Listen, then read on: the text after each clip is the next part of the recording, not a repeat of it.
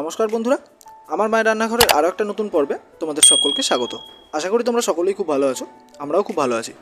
ঢেলা খয়রা মাছ আমাদের সকলেরই খুব প্রিয়, খুবই স্বাদের একটা মাছ, কিন্তু প্রচণ্ড কাটার কারণে খেতে পারছো না, কিংবা পারফেক্টভাবে রান্না করতে পারছো না, তাই খেতে পারছো না। এই সমস্যাটা কি তোমাদের সাথে হচ্ছে? যদি হয়ে থাকে তাহলে ভিডিওটা তোমাদের জন্য, বাট ভিডিওটা কিন্তু সকলের জন্য, বিশেষ করে তাদের জন্য যারা কাটার ভয়ে খেতে পারছো না। সো মা আজকে তোমাদেরকে শেখাবে একদমই পারফেক্টভাবে হাতের সামনে থাকা মশলাপাতি দিয়ে, তাও আবার খুবই কম সময়ে তোমরা বাড়িতে কিভাবে বানিয়ে ফেলতে পারবে পারফেক্ট ঢেলা খয়রা মাছের ঝোল। তো তার জন্য কিন্তু তোমাদেরকে ভিডিওতে শুরু থেকে শেষ অবধি থাকতে হবে। আর যারা নতুন আছো আমাদের চ্যানেলে, তারা চটপট চ্যানেলটাকে সাবস্ক্রাইব করে ফেলো। সো দেরি না করে ভিডিওটা শুরু করা যাক। সুস্বাদু ঢেলা খয়রা মাছের ঝোল বানানোর জন্য প্রথমেই আমরা নিয়ে নেব ঢেলা খয়রা মাছ। তার সাথে নিয়ে নিচ্ছি ধনে পাতা, আর নিয়ে নিচ্ছি কাঁচা লঙ্কা, গোটা সাদা সর্ষে, আর নিয়ে নিচ্ছি হলুদ, নিয়ে নিচ্ছি চিনি, একদম শেষে নিয়ে নেব নুন।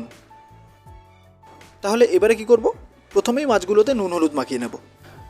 তো তোমরা দেখতেই পাচ্ছ, মা কিন্তু আগে থেকেই মাছগুলোর পেট কেটে রেখেছে।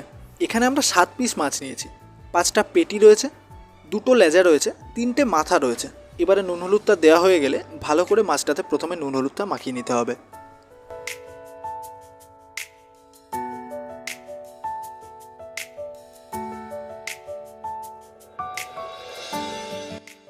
তোমরা ভালো করে দেখলেই বুঝতে পারবে যে মাছগুলোর পেটটা কীরকমভাবে কেটেছে মা। প্রত্যেকটা মাছ যদি এরকমভাবে তোমরা কেটে নাও, তাহলে কী হবে, মাছে মশলাটা প্রথমত ভালো করে ঢুকবে, দ্বিতীয়ত মাছটা খুব ভালোভাবে সেদ্ধ হবে, খুব ভালো করে কুক হবে, আর তারপর একদম শেষে মাছগুলো যখন রান্না হয়ে যাবে তখন কিন্তু খেতে দারুণ লাগবে। তাহলে মাছগুলোতে আমাদের হলুদ নুন মাখানো হয়ে গেছে। তাহলে এবারে আমরা চলে এলাম শিলে। এবারে মশলাটা বেটে নেব। তার জন্য প্রথমেই শিলে দিয়ে দেবো 2.5 চামচ গোটা সর্ষে।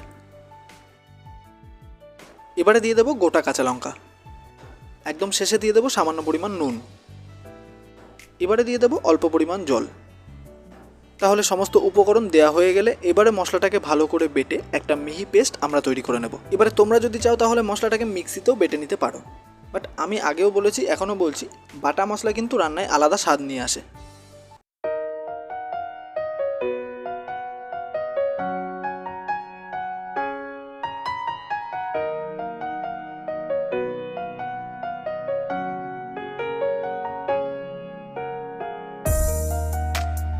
তো আমাদের মশলাটা বাটা হয়ে গেছে, এবারে একটা পাত্রে নামিয়ে নেব।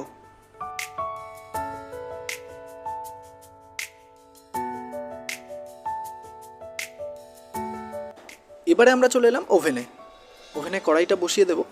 এবারে কড়াইয়ে তেল অ্যাড করব।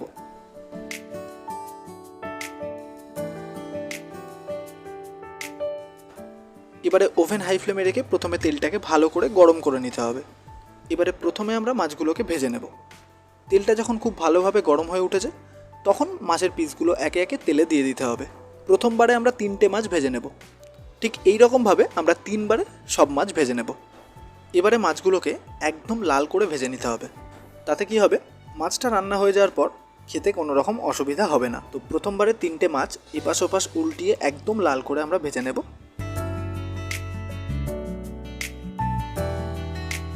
তাহলে প্রথমবারে 3টে মাছ একদম লাল করে ভাজা হয়ে গেলে একটা পাত্রে আমরা নামিয়ে নেব।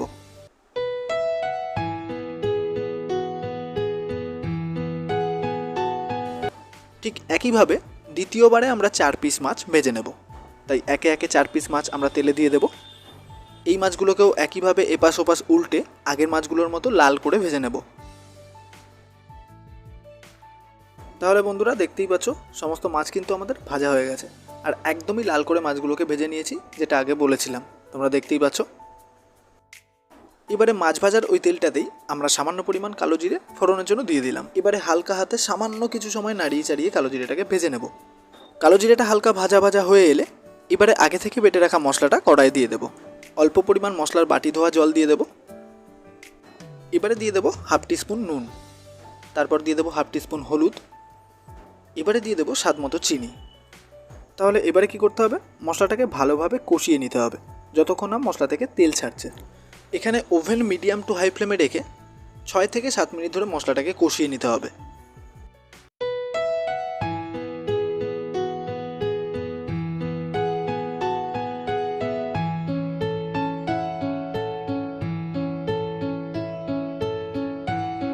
প্রায় 7 মিনিট মতো মশলাটাকে ভালোভাবে কষিয়ে নেওয়ার পর তোমরা দেখতেই পাচ্ছ মশলা থেকে তেল ছেড়ে দিয়েছে।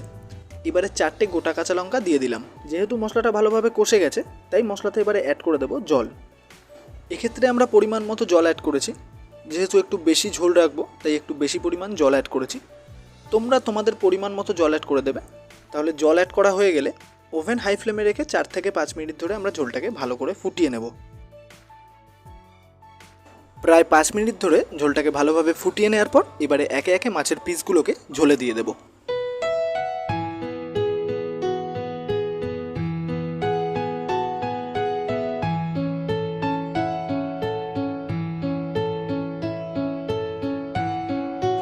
তাহলে সবকটা মাছের পিস ঝোলে দেওয়া হয়ে গেলে এবারে রান্নাটাকে আমরা ভালোভাবে কুক করে নেব।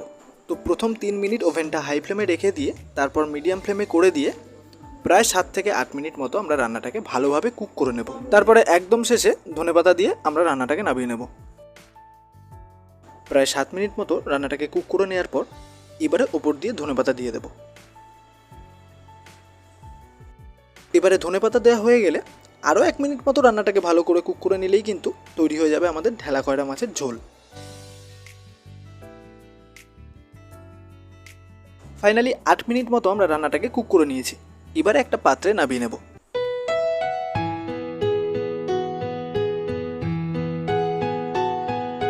সো ফাইনালি আমাদের ঢেলা খয়রা মাছের ঝোল গরম গরম ভাত দিয়ে খাওয়ার জন্য একদমই তৈরি। সো এখনও যারা আমাদের ভিডিওতে রয়েছে তাদেরকে অসংখ্য ধন্যবাদ। আর যারা আমাদের চ্যানেলে নতুন আছো তারা অবশ্যই চ্যানেলটাকে চটপট সাবস্ক্রাইব করে ফেলো আর বেল বাটনে ক্লিক করে রাখো, যাতে আমাদের আপডেট ভিডিওগুলোর নোটিফিকেশান তোমাদের কাছে আগে পৌঁছে যায়। তাহলে আর দেরি কেন, ভিডিওটা পুরো দেখো আর আজই বাড়িতে তৈরি করে ফেলো ঢেলা খয়রা মাছের ঝোল। আর কমেন্টে জানাও কেমন লাগলো। Thank you for watching.